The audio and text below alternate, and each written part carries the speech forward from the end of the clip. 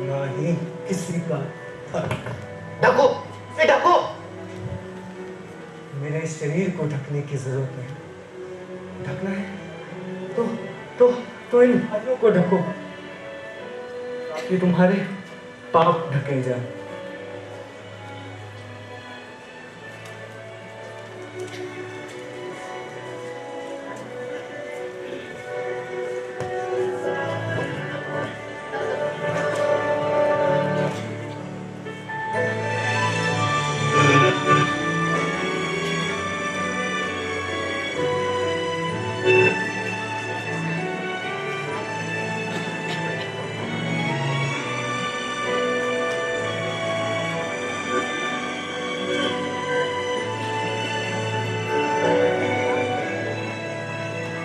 Francis, तो अब तुम क्या करना चाहते हो?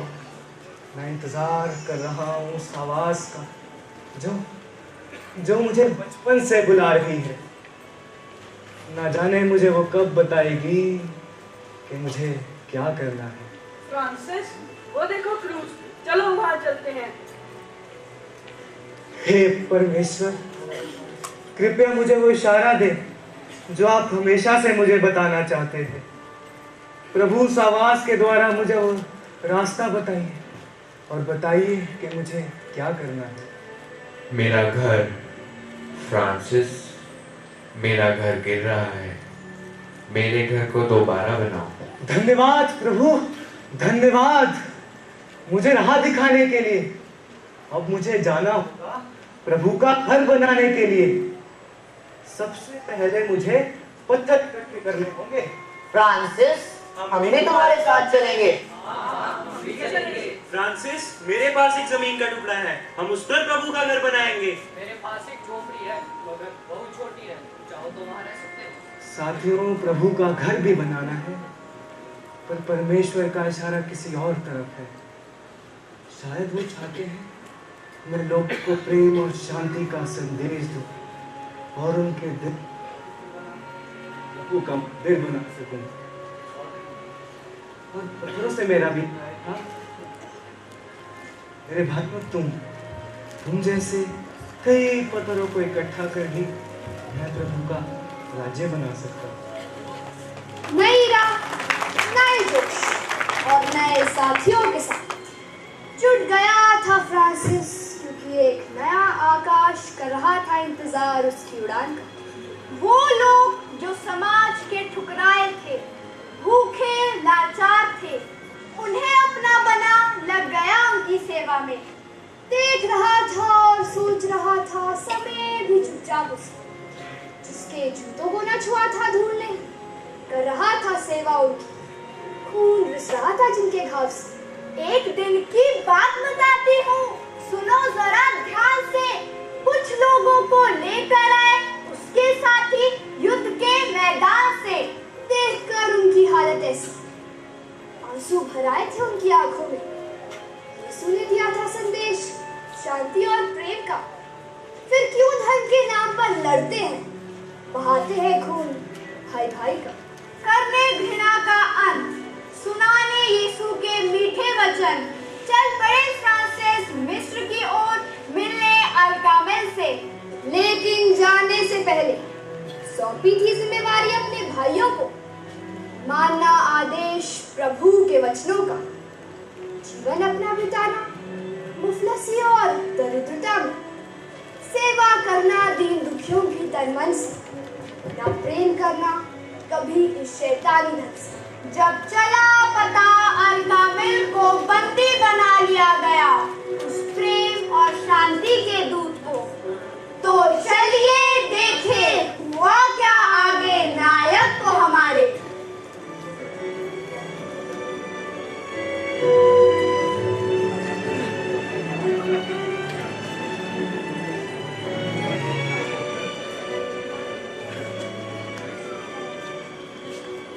इस दुश्मन को मेरे पास क्यों लाए?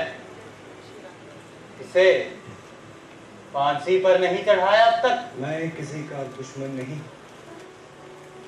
मैं तो परमेश्वर का एक करना सा मानव हूँ और आपसे बात करना चाहता हूँ। छोड़ दो इसे। क्या बात करना चाहते हो? मैंने सुना है कि तुम जानवरों और पेड़ पौधों से बातें करते हो, और वो भी तुम्हारी भाषा समझते हैं। सही सुना है आपने। और मैं सिर्फ जानवरों से ही नहीं, परमेश्वर की सुंदर रचना से भी प्यार करता हूँ। तो क्या तुम हमसे, अपने दुश्मन से भी प्यार करते हो? हाँ, करता हूँ। किस खुदा की बात करते हो तुम? और मुझसे क्यों मिलना चाहते हो? ताकि मैं तुम्हारे दिल को जीत सकूं, तलवार से नहीं, प्रेम से। उस प्रेम से जो मेरे दिल में है तुम्हारे लिए। तो तुम आत्मसमर्पण करना चाहते हो?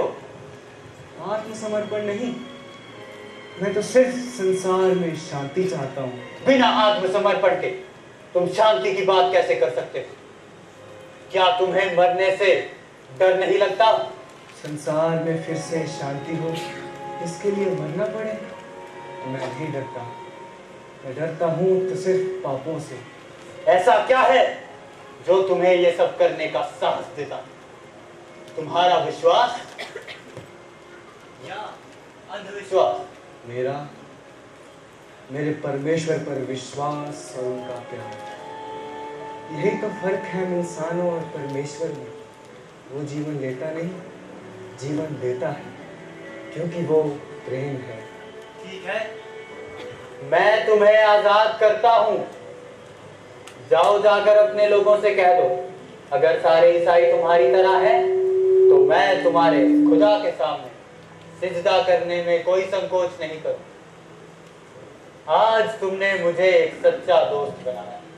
दोस्ती पहला कदम है, शांति।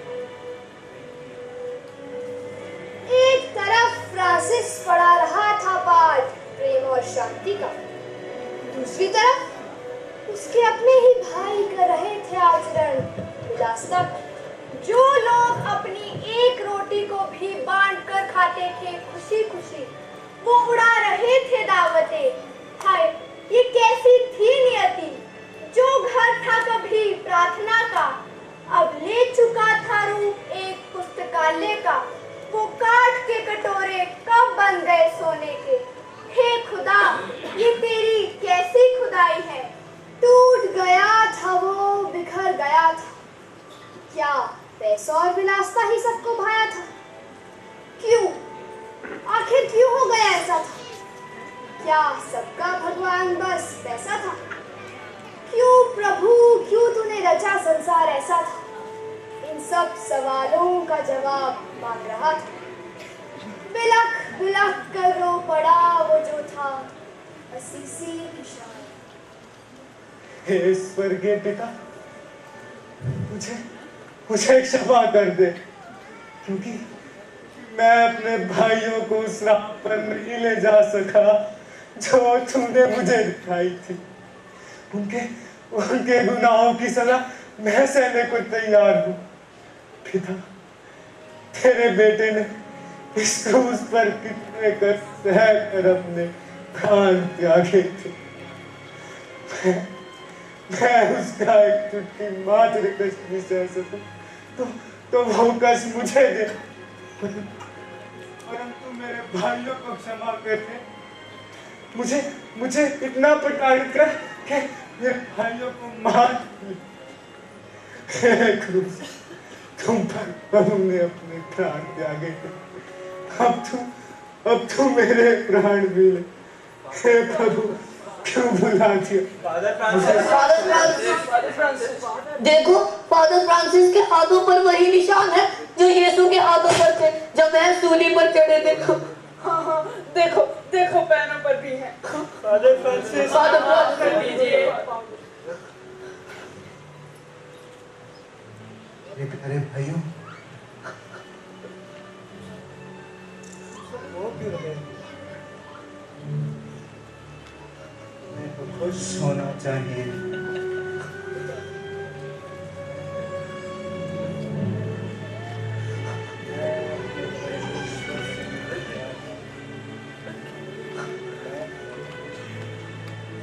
मैं उनसे भिखारी के रूप में मिलना चाहता हूँ।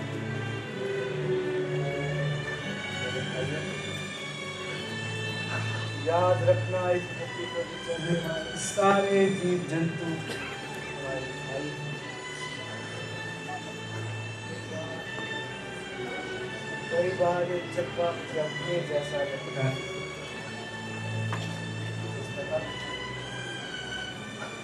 इस तरह ये आसमान के ऊपर उड़कर अपने प्रियतम को बार बार पुकारता है।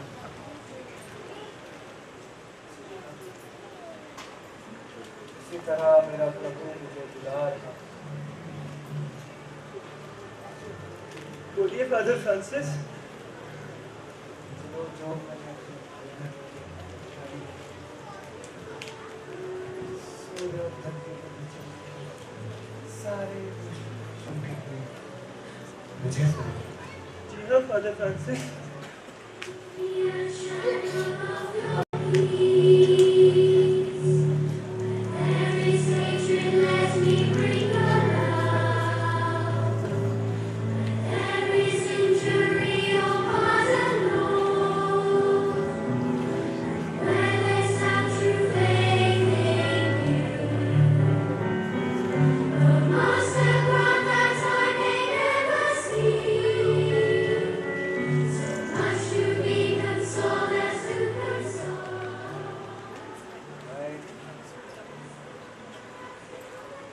मैं आ रहा हूँ प्रभु, मेरी आत्मा को स्वीकार। Father Francis